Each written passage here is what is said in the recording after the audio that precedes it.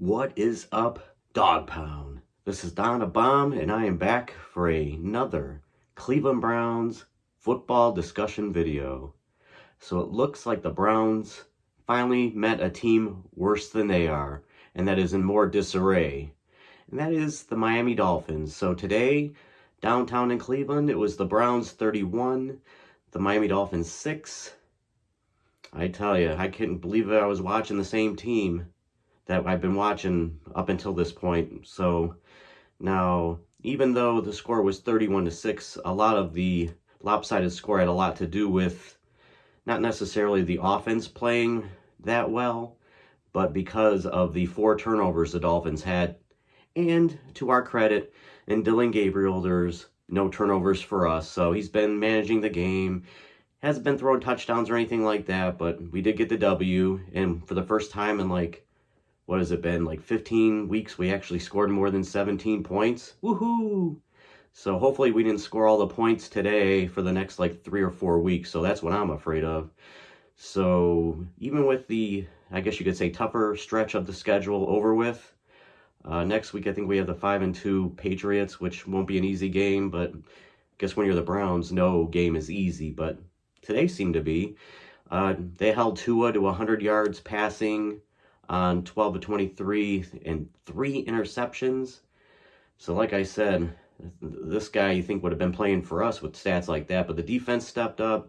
Myles Garrett had a sack. I think the team overall had 4 turnovers and 4 sacks. Hopefully it continues. Gabriel, he was 13 of 18 for 116 yards.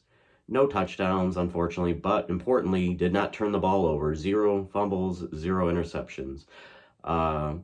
Now, A-Chain for the Dolphins did have 82 yards rushing on 13 attempts, so that was pretty much their only offense. Quinshon Junkins, he had 25 carries, 84 yards, and big 3 touchdowns. Now, he did have a big 46-yard touchdown, and if you really look at the stats, if you take away that 46-yard touchdown, I think he was averaging that would have been, 24 carries for, 38 yards. Now, that is not good if you look at it.